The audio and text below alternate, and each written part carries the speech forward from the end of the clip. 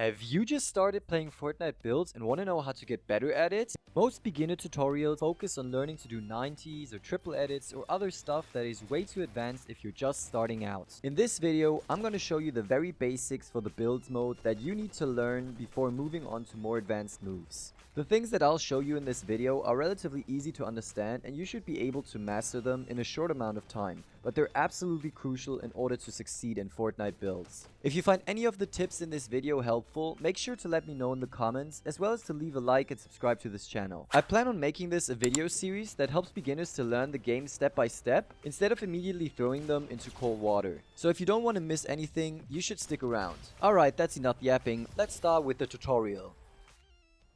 So the first step to learning Fortnite Builds is to understand why we even build in the first place. Couldn't we just walk around and just shoot everyone with our weapons, leading to fast kills without really thinking about building that much? Technically yes, but the problem is that a good player will use their builds against you and use them to have an advantage over you. So if you don't use builds yourselves, you're at a huge disadvantage. So the main thing that you need to understand is that you can use builds both for offense as well as defense. When it comes to defensive building, what you're doing basically is using your builds to create cover so that the opponent can't shoot you. In offense, there's a couple of things you can do. For example, you can use builds to gain high ground, which makes it easier to kill the opponent. You can also use the cover you created for yourself to create safe peaks to be able to fight opponents without taking damage yourself. And if you're really advanced, you can also use builds to completely trap an opponent in your builds, which makes it super easy to kill them. This leads me to the 3 points we're going to be discussing today. The first one is protective building. Then we're going to look at high ground and what it is used for. And in the last step, we're going to look at right-hand peeking. Fortnite is an incredibly complex game, so by just learning about these 3 things, you're not immediately going to become a pro at Fortnite Builds. Also, I'm not going to be able to cover these 3 aspects in their full complexity, as this is a beginner-friendly tutorial, and some of these things will be way too complicated for someone who just started out playing. Rather, I want to explain you these very basics in very simple terms, and then after having mastered the basics, you can move on to learning more complex and advanced things. So let's start with the first point, protective building.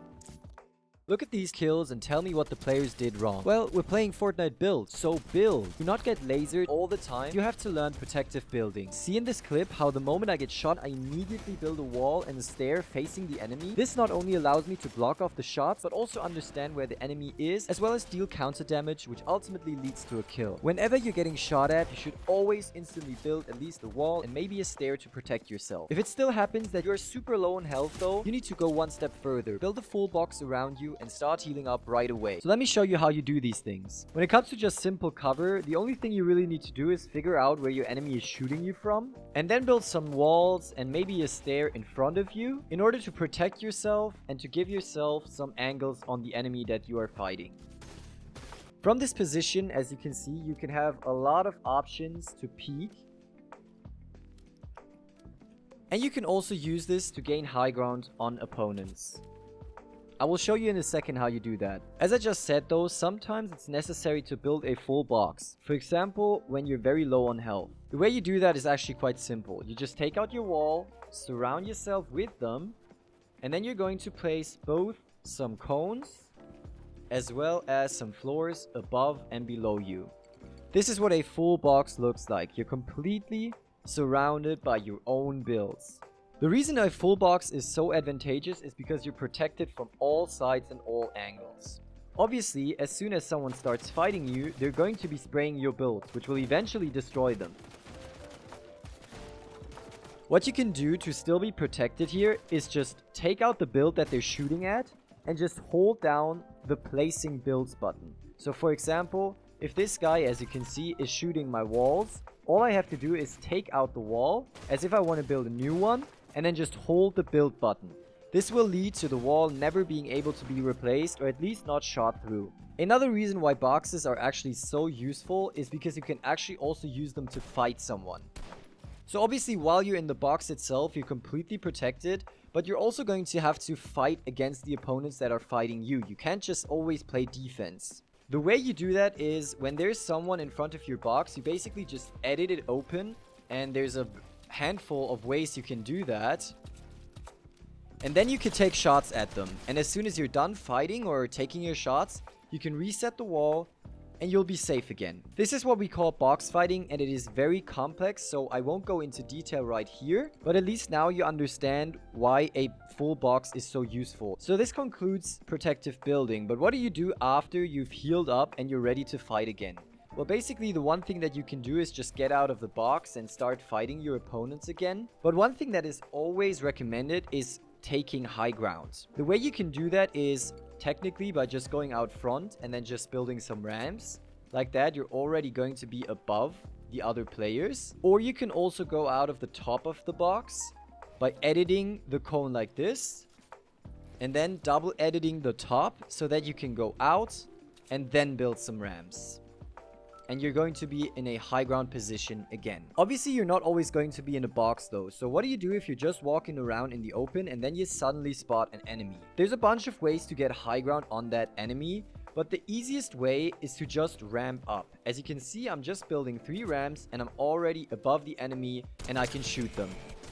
So why is high ground so useful? Basically, it just gives you an advantageous position over your enemy. You can see them very well, while from their perspective, it's super difficult to see you. It is absolutely possible to win a fight from low ground, so don't think you always need to be on high ground. But being on high ground also almost always gives you an advantage over your enemy. One thing I should add though, that it is kind of risky to just be building stairs by themselves. The reason is that if someone's below you, they can easily just shoot out the stairs, which will break all of your builds. So a more protected way of doing this stair push is by not only placing a stair, but also a floor and a wall, like this.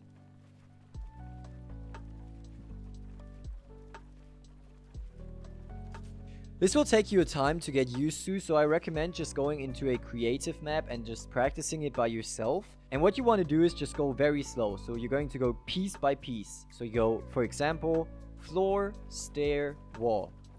Floor, stair, wall. And after some time, you're going to be able to do this very quickly as well. The reason this is better than just using ramps by themselves is because while ramps are relatively easy to shoot down, if you want to shoot down something like this, you're going to have to spray through at least 2 layers. So for example, I either have to spray through the floor and then the stair, or I have to spray through the wall and then the stair, and so on. You get the point. So basically it just takes longer to take out the opponent's builds, which gives you an advantage. Now that you've both mastered protective building as well as using your builds offensively to gain high ground, we can have a look at the last point that I count towards the very basics of Fortnite builds: right-hand peeks. Similarly to box fighting, this is a very complex topic and it's gonna take you a while to really master it. But I would say it's definitely one of the core fundamentals to learn in Fortnite, and thus I consider this a very basic thing to know about.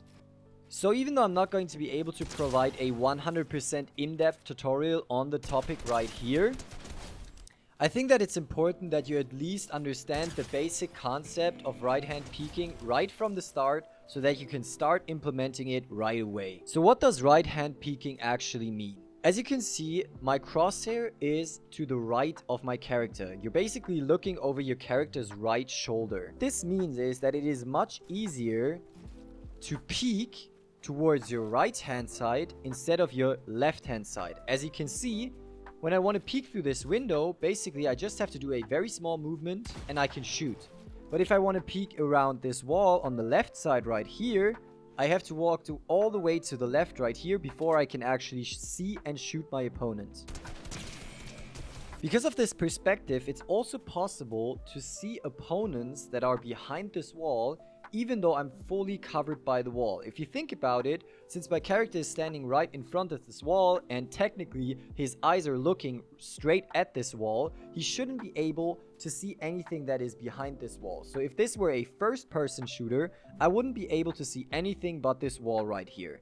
But because it's a third-person shooter, which means that you are looking at your character from behind, I can basically look around this wall. All these factors combined lead to right-hand peeking being the most optimal way of taking peeks or taking shots at your enemy. You should always try to take your shots from the right instead of walking all the way around to the left to be able to shoot them.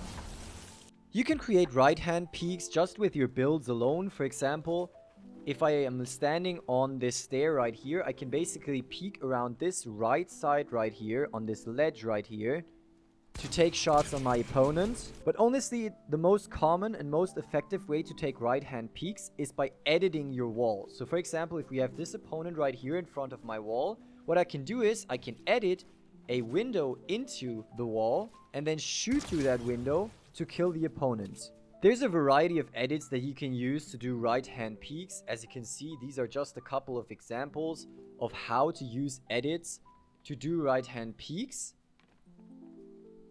Going into detail on which edit is used best in what scenario would go beyond the scope of this video, but all I basically want you to understand is that taking right-hand peeks, which basically only means taking your shots from the right side instead of the left side, is something you should definitely start implementing into your gameplay right from the start, as it is absolutely crucial and the best way of going about your fights.